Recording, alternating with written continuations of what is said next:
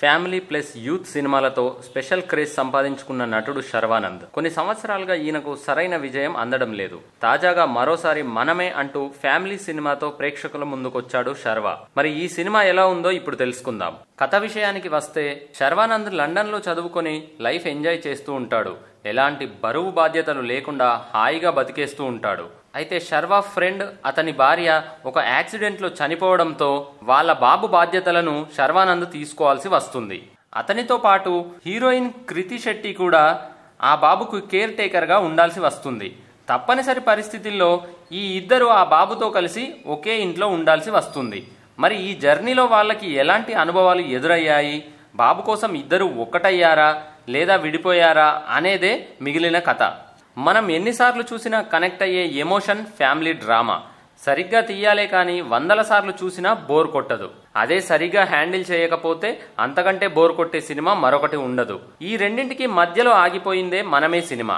First half వరకు బాగానే అనిపిస్తుంది.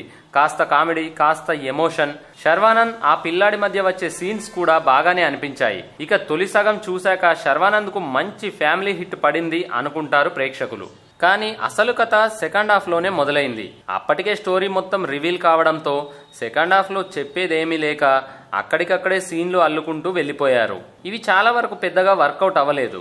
చాలా సీన్స్ ల్యాగ్ గా అనిపిస్తాయి సెకండ్ హాఫ్ లో. వాటిని శర్వానంద్ కామెడీతో కవర్ చేయాలని చూసినా పెద్దగా వర్కౌట్ అవ్వలేదు.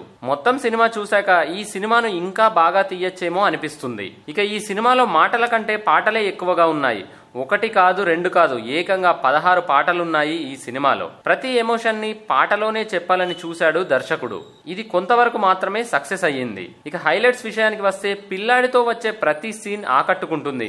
ఎమోషన్స్ కూడా కొంతవరకు బాగానే వర్కౌట్ అయ్యాయి. కాకపోతే సెకండ్ హాఫ్ లో వచ్చిన అనవసరమైన సన్నివేశాలు కొన్ని సినిమాపై ఇంప్రెషన్ ని దెబ్బతీసేలా ఉన్నాయి. చాలా మంచి సినిమా అయ్యే లక్షణాలున్న మనమే స్క్రీన్ ప్లే లోపాలతో యావరేజ్ సినిమాగా మారిపోయింది. అయితే ప్రస్తుతం థియేటర్లో పెద్ద సినిమాలేవి లేకపోవడంతో చాలా రోజుల తర్వాత థియేటర్స్లోకి వచ్చిన ఫ్యామిలీ సినిమా అవడం వల్ల ఫ్యామిలీ ఆడియన్స్ ఈ సినిమాపై ఒక లుక్ వేసే అవకాశం అయితే కనిపిస్తోంది. మీరు ఈ సినిమా ఇప్పటికే చూసినట్టయితే సినిమా ఎలా అనిపించిందో కింద కామెంట్ చేయండి.